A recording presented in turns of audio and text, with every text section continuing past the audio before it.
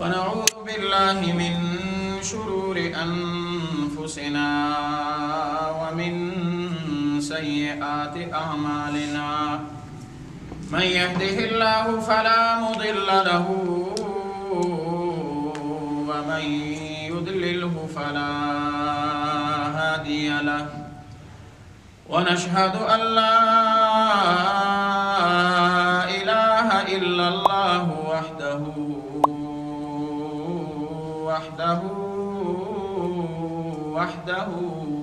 لا شريك له لا نظير له ولا وزير له ولا مشير له لا ولد له ولا والد له ولا مولود له لا مثال له ولا مثل له ونشهد أن سيدنا وسندنا ورحمتنا ومولانا محمدا عبده ورسوله أرسله الله بالحق بشيرا ونذيرا بين يدي الساعة حبيبنا وحبيب رب العالمين صلوات الله وسلامه عليهم أجمعين وعلى من اهتدى بهديه إلى يوم الدين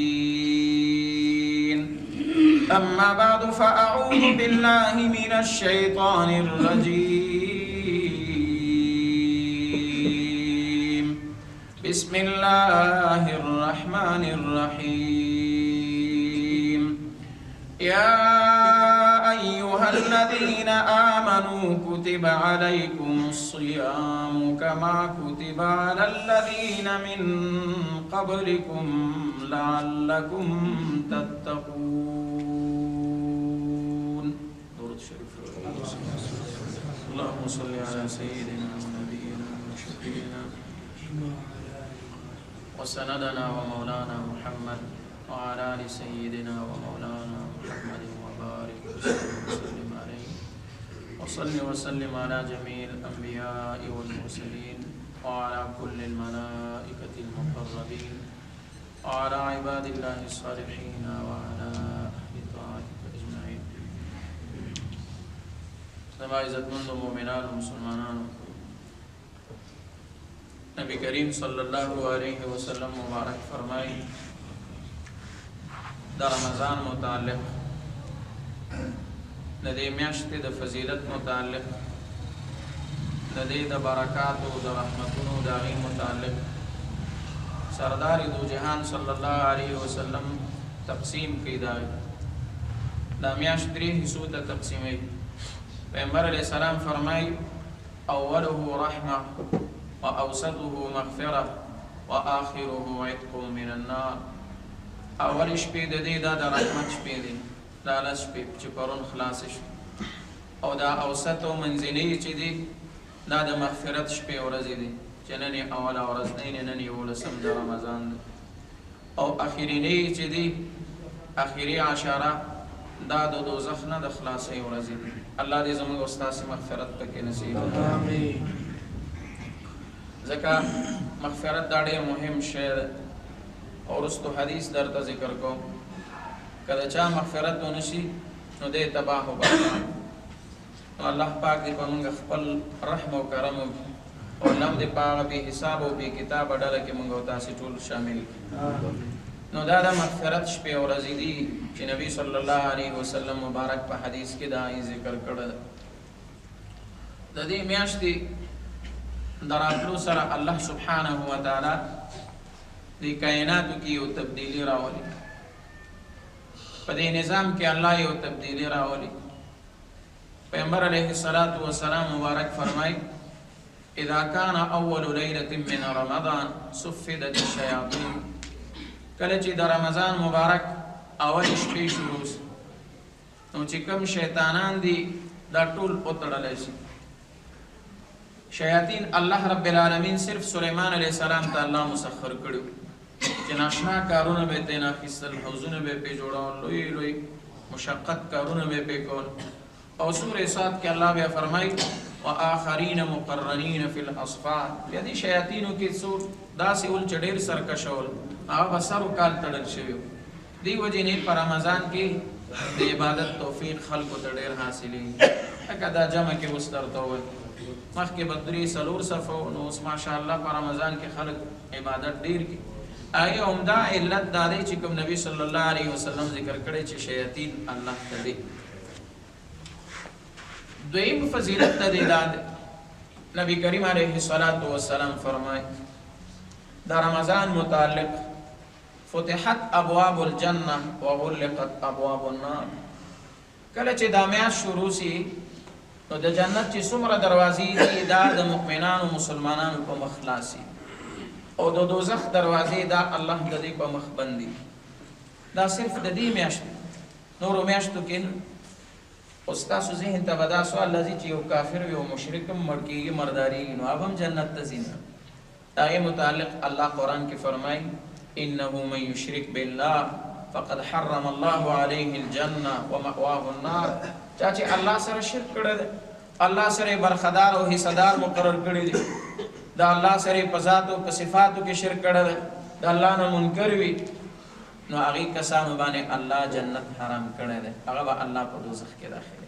دا صرف د لا اله الا الله محمد رسول الله ویلو دپاره چا چې روژه نیولې ده، ایمان یې راوړی دی او عمل صالح یې کړی دی، د نبي صلی الله علیه وسلم طریقه باندې ژوند و زندګي کړې ده، دا به صرف د ده په مخ باندې د جنت دروازې خلاصي او د دوزخ به بندې وي. حدیث مبارک کې راځي چې د الله د عرش د سوري لاندې، د عرش لاندې یو باد راووځي، عرش لاندې یو باد راووځي. هغې ته حدیث مبارک کې مثیره وایي. دا د جنت چې څومره پاڼې دي دا داسې خوځېږي. د دې ونو لاندې چې کومې حورې دي هغې څه شی وایي؟ هغې وایي یا الله په دې رمضان کې چا چې روژې نیولې دي، حورې زموږ او ستاسې دپاره الله نه سوال کوي، وایي یا الله چا چې د رمضان روزې نیولې دي خدایه هغه زموږ خاوندان وګرځوي، خدایه هغه موږ ته نصیب کړي. دا څنګه حورې دي؟ حدیث مبارک کې راځي کله چې دا حوره اوبه چې کوي نو د ستوني نه دا اوبه ښکاري، دومره زیبایي او صفایي به الله دې ته ورکړي، جمال او ښایست به الله ورته ورکړي.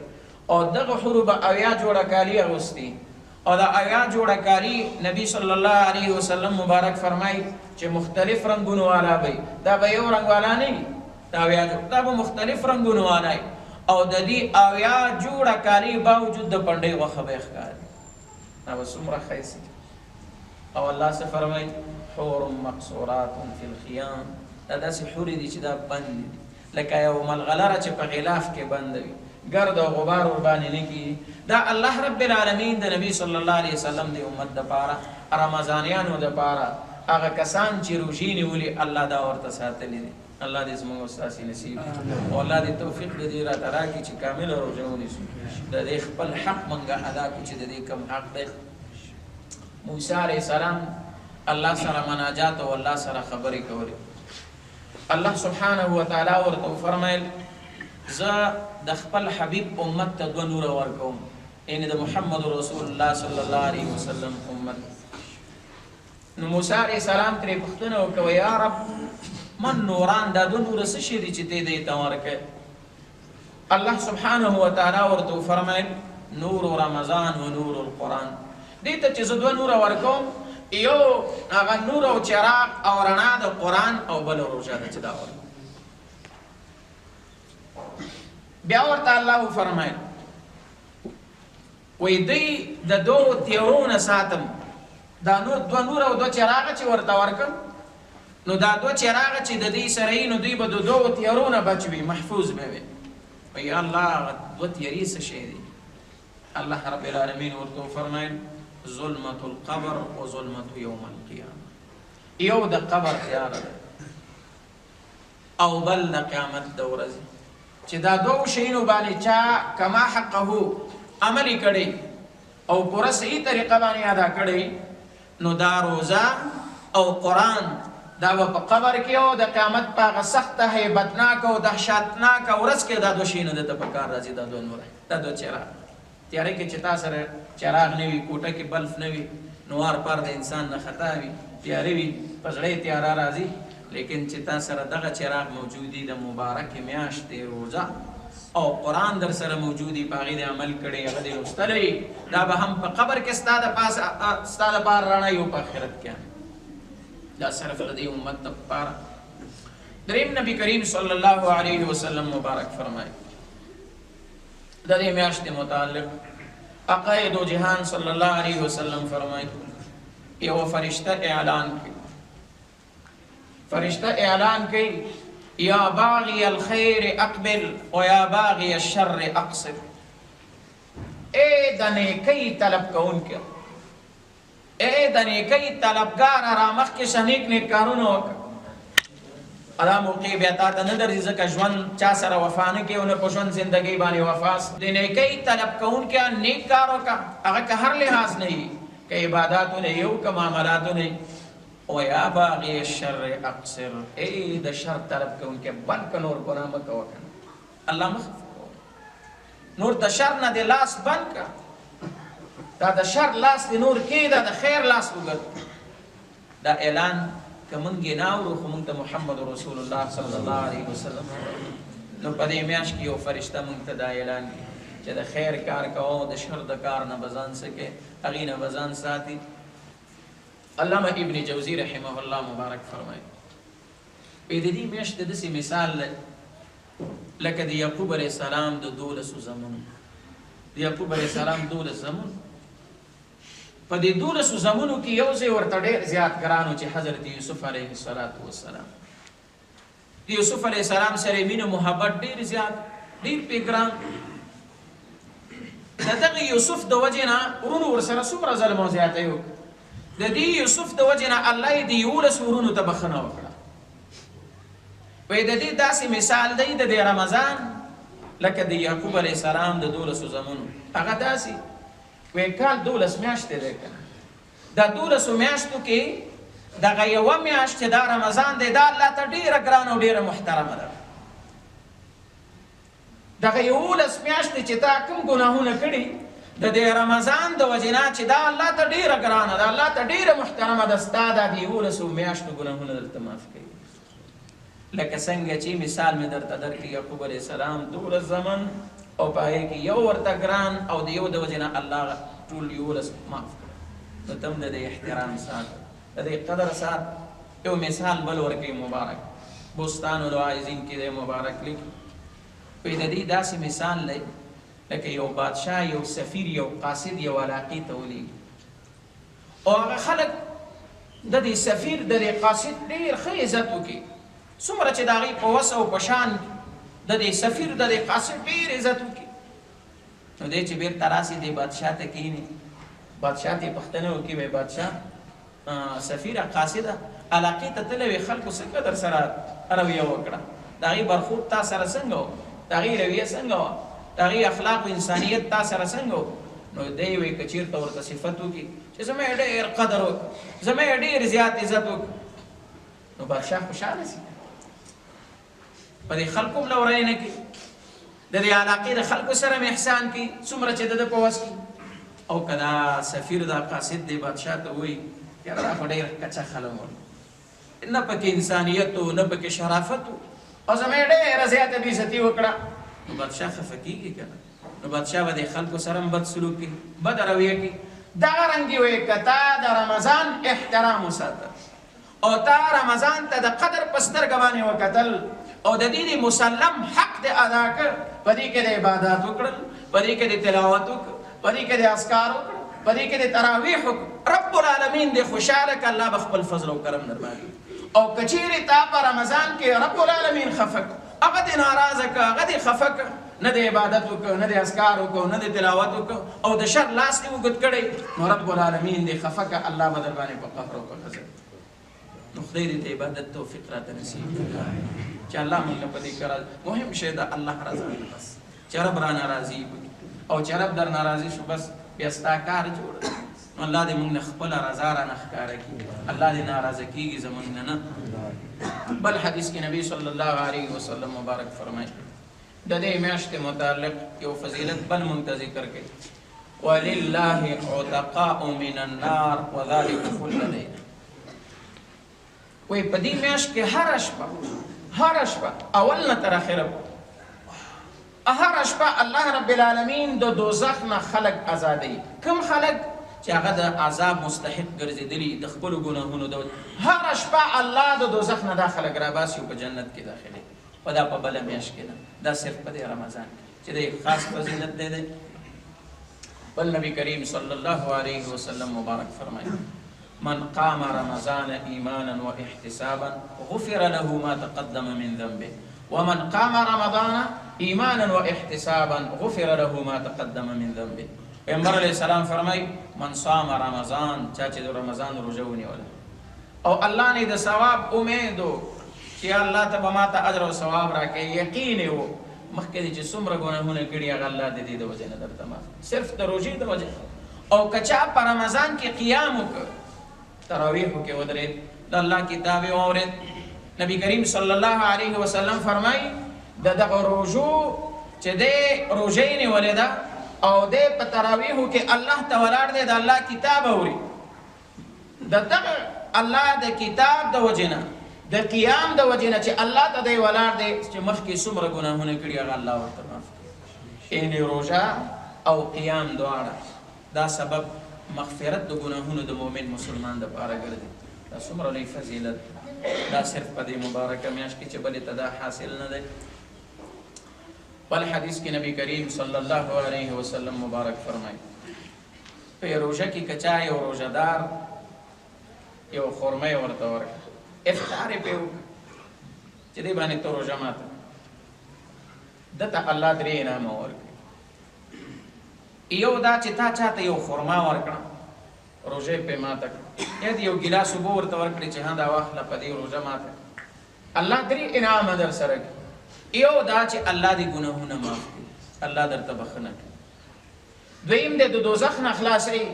دریم د دې روژهدار د روژې په انداز چې هغه ته څومره اجر دی هغه اجر الله رب العالمین تا ته درکړي. او بیا نبی علیہ السلام فرمایي یو کس څوک په خېټه موړ کړي، دا خو یو ګیلاس او یو خرما باندې دومره اجر او ثواب، او که یو کس راشي او هغه په خېټه باندې یو کس موړ کړي، الله رب العالمین به دته د قیامت په ورځ د محبوب کبریا محمد رسول الله علیه السلام د حوض کوثر نه اوبه ورته ورکړي چې د جنت پورې ځي دته باندې تنده نه راځي. دا څومره اسانه عمل دی چا چې په وس او په طاقت هغه لویه سخته د هیبت او د دهشت ورځ هغه په معمولي شي باندې الله درن باندې رحم کوي، الله درنه راضي کوي، الله سبحانه وتعالی تا ته بخښنه کوي، د دوزخ نه دې خلاصوي. بل نبی کریم صلی الله علیه وسلم مبارک فرمایي د رمضان متعلق کوئی کچا په دې روژه کې خپل نوکر خپل مزدور باندې چې څوک چا سره کاروبار کوي یا دکان کې یا شرکت لري یا کور کې څوک چا سره کار کوي، په ده باندې څه اساني راوست، یا یو څوک کور جوړوي او مزدوران دي ورسره مخکې د شپږ ساعته اووه ساعته کار پرې کوو او په روژه کې ته ورباندې څلور ساعته کار کوي، خاص د الله د رضا په خاطر. نبی علیه الصلاة والسلام فرمایي په رمضان کې چې چا په مزدور باندې رحم وکړو، کار یې پرې کم وکړو، مخکې چې څومره کار ورباندې کوو دغه ته به الله رب العالمین دا فضیلت ورکړي چې دی به د دوزخ نه خلاص کړي. د دغه وجه نه چې تا د دې کس سره د احسان نبی کریم صلی الله علیه وسلم مبارک د دې میاشتې متعلق فرمایي بل فضیلت راته ذکر کوي وشهر یزاد فیه رزق المؤمن. دا داسې یوه مبارکه میاشت ده چې په دې کې د مؤمن رزق اضافه کیږي، یو نه دو نه درې خامخا د یو کور د یو کتغ پکې موجود وي. دا خاص د دې مبارکې میاشت د وجې نه نبی کریم صلی الله علیه وسلم مبارک بل حدیث کې فرمایي د نبی علیه السلام مبارک شان به څنګه وکان اجود ما یکون فی رمضان. نبی علیه السلام مبارک خو سخا ډېره زیاته وه، خو په رمضان کې به بیا سخا دومره وه په نسبت د نورو میاشتو چې حد نه زیات. لاس مبارک په نبی علیه الصلاة والسلام مبارک ډېر پراخه فقراو باندې مساکینو باندې. بل حدیث کې نبی کریم صلی الله علیه وسلم مبارک فرمایي یو زنانه ورته راغله، ورته وی فرمایل یا رسول الله صلی الله علیه وسلم زما دپاره د عمرې اجازه راکړه. نبی علیه الصلاة والسلام مبارک ورته وفرمیل وایي ځه لاړه شه عمره وکړه. دا ستا عمره چې ده چې ته په دې رمضان کې عمره کوې دا ستا د حج معادله او د حج برابره ده. عمره اسم ثواب دی، سنت دی، خو که یو کس په رمضان کې وکړي الله رب العالمین د حج اجر او ثواب ورته ورکړي. وګورئ دا په هغه صورت کې که چا باندې حج فرض وي نو هلکه بیا فرض ادا کړه، سنت خو بیا هر وخت کېږي، عمرې دا خو سنت دی. او که په چا باندې حج فرض وي نو اول به فرض کوي او بیا به ورپسې دا عمرې، او که د حج زمینه ورته نه مساعد کړي نه برابره کړي، قراندازي کړې ده نوم یې نه راوځي، نو خیر که دا زمینه بیا ورته برابرېږي چې دی عمرې وکړي نو بیا کولی شي، خو د حج امید به لري، د حج نیت به لري، د حج اراده به لري. یو ورځ نبی کریم صلی الله علیه وسلم مبارک مسجد کې ناستو، مسجد نبوي، صحابه کرام ورسره ناست. نبی علیہ السلام صحابه کرامو ته وفرمیل دا منبر راته رانږدې. محبوب کبریا صلی الله علیه وسلم منبر ته مبارک او په منبر باندې مبارک کېناست. څنګه چې خطه نو دې وخت کې وفرمیل آمین. بیا چې د دویم پوړ باندې قدم مبارک کېښود نو بیا وفرمیل آمین. دریم باندې چې مبارک قدم کېښود نو یې فرمیل آمین. کله چې واعظ نصیحت نبی علیہ السلام خلاص کړ، تبلیغ خلاص نو صحابه کرام خو د دین ډېر تکي وو، د دین ډېره مینه محبت او شوق ورسره. رسول صلی الله علیه وسلم نه پوښتنه وکړه یا رسول الله صلی الله علیه وسلم نن مو ډېر ناشنا عمل وکړو چې مخکې مو داسې عمل نه و کړی، منبر ته تاسو مبارک وختل او تاسو نه مو ډېر ناشنا الفاظ واورېدل، درې کرتې آمین آمین آمین. د الله رسول په دې مطلب موږ پوه کړه. محمد رسول الله صلی الله علیه وسلم مبارک ورته وفرمایل زه چې کله ختلم نو دې وخت کې جبرائیل علیه السلام راغی او جبرائیل علیه السلام مبارک راته وویل د الله رسوله هغه کس دې تباه و برباد سي.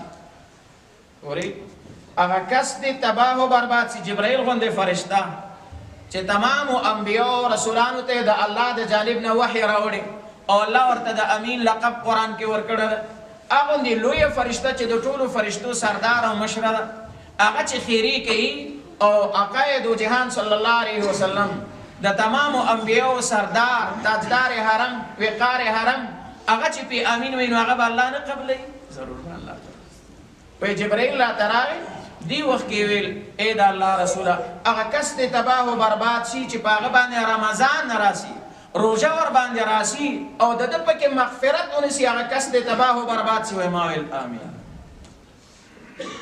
اوس موږ د څه پکار اوس هم راته دا پکار دی چې مس دا په لهو په لعب کې دا وخت نه په خپلو ګناهو باید رب ته وژاړو. هر انسان ته خپل ځان معلوم دی چې زه څومره په خولو کې ډوبې، ته څومره په ګناه کې ډوبې، او د آخر وخت کې چې ته خپل رب ته پورته شي او لاس پورته کړي ربه ما معاف کړي کنه، زه ستا یو ډېر عاصي بنده یم، ستا یو ډېر ګنهګار بنده یم، ته مې 11 میاشتې خفه کړی، ته مې 11 میاشتې ناراضه کړی، ستا هر حکم مې مات کړی دی، ستا د پیغمبر حکم مې مات کړی دی، ربه د دې مبارکې میاشتې په خاطر د خپل محبوب په خاطر ربه ته ماته مغفرت وکړي. الله څه وایي من ذا الذي یطلبنا فنطلب ومن ذا الذي یستغفرنا نغفر له.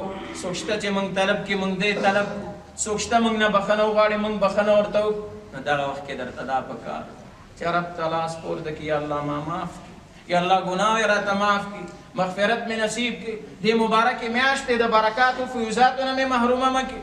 دا موږ ته پکار دی نه دا چې موږ په لهو په لعب کې اخته شو، بیا موږ رب ناراضه کو، بیا موږ نبی صلی الله علیه وسلم ناراضه کو.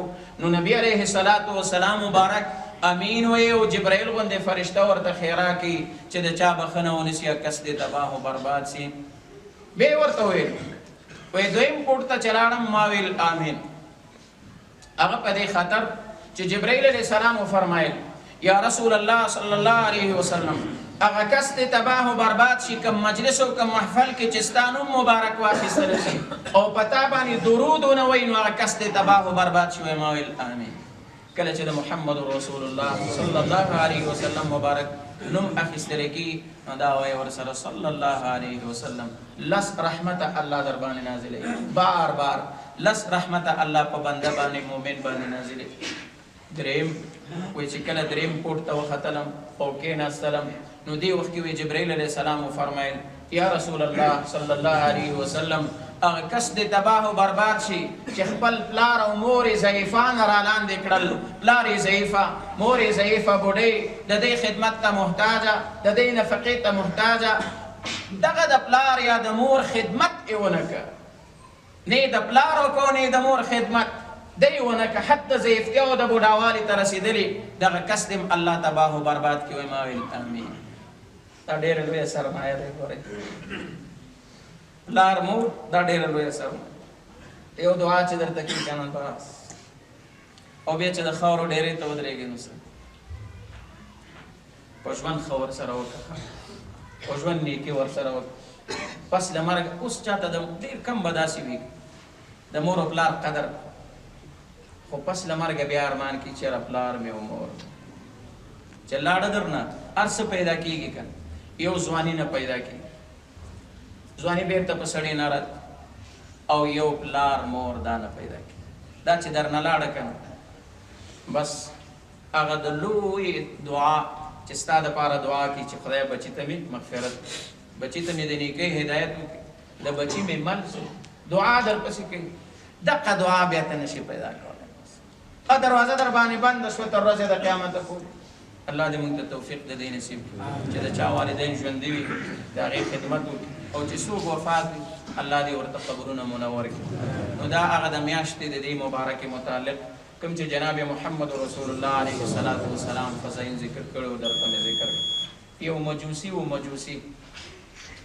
رمضان کې زوی روژه خوړله زوی روژه خوړله نو دی په سپېړه وه چې بچې د مسلمانانو روژه ده د دې رمضان احترام وکړه روژه ولې خورې نو دی په سپېړه وه دې دشته کې څومره ځوانان لګیا دي روژه دلته نږدې داسې د مازدیګر او د 9:30 بجو کې وګورئ څه حالې دی ځوانان ناست دي روژه خوري نبی کریم علیه السلام فرمایي یوه روژه که چا بدون د عذر شرعي نه وخوړله یوه روژه ګورئ که دی ټول عمر روژه شي هغه د یوې روژې اجر او ثواب نشي حاصلولی خو دې ته املا ماته په کومو سترګو به ته په ورځ د قیامت کې د نبي علیه السلام په مخ کې درېږي او چې کله دا میاشت ختمه شي او بیا به یو بل ته ووایې اختر دې مبارک ته شرمېږې نه او حیا نه لرې الله نه هم حیا نه کې یو کافر او یو مشرک کې حیا شته لیکن د نن زمانې مسلمان د خدای نه حیا ګورې نه کوي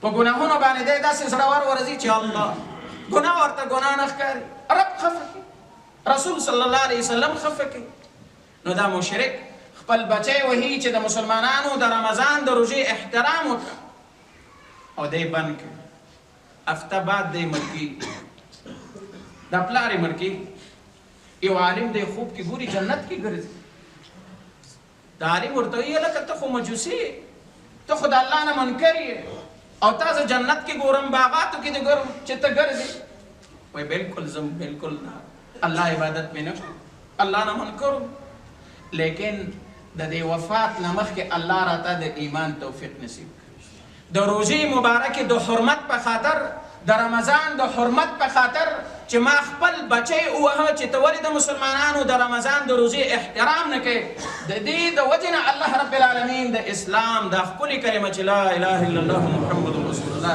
دا الله راته نصیب کړو الله بس په جنت کې داخل نو چې ته ځان ته مسلمان ووایې او تی احترام وساتي پوره تا ته به الله څومره مقام لري او چې احترام یې ونه ساتي نو تېره جمعه مې درته حدیث ویل چې الله به موږ سره بیا څه بیا به د خدای په قهر او د خدای په غضب باندې موږ مبتلا کړي الله دې موږ ته په دې د عمل کې ورکړي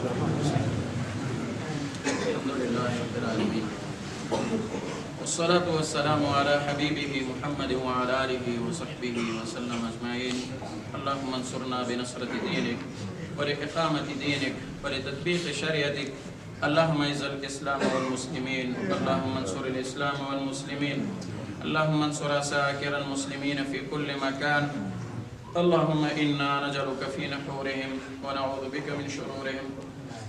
ربنا ظلمنا أنفسنا وإن لم تغفر لنا وترحمنا لنكونن من الخاسرين. واعف عنا يا رب، واغفر لنا يا رب، وارحمنا يا رب.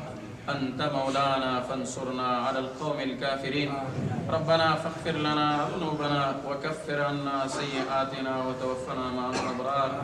ربنا وآتنا ما وعدتنا على رسلك ولا تخزنا يوم القيامة إنك لا تخلف الميعاد. إله العالمين زمون ذا طاعات عبادات قبول ومنظور ګرځه. یا الله کې موږ لغزش او خطا موږ نسوي. یا الله عفو او بخشش موږ ته وکړي. یا الله د مغفرت شپې ورځې شروع دي. یا الله موږ ته مغفرت نصیب. یا الله موږ باندې الله هم خدای د مغفورین او مرحومین په لست کې موږ شامل کړي. یا الله مغفرت تامه کامله زموږ نصیب. خدای آینده کال ستا ته علم دی تعلیم بالصدور ذات څوک مړه او څوک ژوندي. خدای دا مبارکه بیا په موږ باندې په صحت په عافیت باندې ته راولي. یا الله موږ باندې خپل رحم او کرم وکړي. یا الله د دې مبارکې میاشتې په خاطر باندې د قرآن په خاطر باندې الله زموږ په دې وطن باندې رحم وکړي. خدای ته پکې شرعي نظام راولي. یا الله ته پکې امن راولي. یا الله صلح پکې راولي. یا الله دا ټول زموږ اعمال دي رب ته موږ خفه کړی. یا الله موږ نه خفه خدای زموږ اعمال ته وګوره. یا الله موږ باندې خپل الله زموږ په دې ټول امت مسلمه باندې رحم او کرم وکړي. خدای موږ کې اتفاق اتحاد پیدا کړي. یا الله موږ د بدو افعالو د بدو اقوالو د بدو مجالسو نه وساتي. الله نبی علیه السلام چې د امت مسلمه په باره کې کوم سوالونه کړي الله زموږ په حق قبول او منظور وګرځي. الله نبی علیه السلام څه شي نه مان وغوښتي الله موږ ته یې امان نصیب کړي. الله زموږ په تور سرو سپین سرو باندې د حیا د پردې ټیکری واچوي. الله د فتنې وخت ده خدای فتنې د ځمکې سر ته راپورته دي. الله زموږ د ایمان حفاظت وکړي. الله ایمان مو مه خطا کړي. الله دین لاره کې چې کوم مشکلات راته راځي صبر او استقامت او تحمل موږ ته نصیب کړي. الله دې مجلس کې چې کوم مسلمانان ناست دي خدای د دې په زړونو کې چې کوم مقاصد دي کوم اغراض دي خدای تعلیم به صدوري اغراض او مقاصد ورته پوره کړي. الله څوک مغموم وي پریشان حالي الله دې پریشانی ورته لري. الله چا کورونو کې بې اتفاق اتحاد نصیب وګرځي. الله مسافر خپل اغراض او مقاصد او شریعو کې کامیاب مریضان ته کورونو کې شفاخانو کې الله صحت عاجله کامله ورته نصیب. الله چا اولادونه نیک صالح فرزندان اولادونه ورته نصیب. الله کوم مسلمانان چې د کفارو حبسونو بندي خانو کې دي الله باندې الله غیبه حال باندې رحم او کرم. الله د حرمین شریفین سعادت مبارک بار نصیب وګرځي.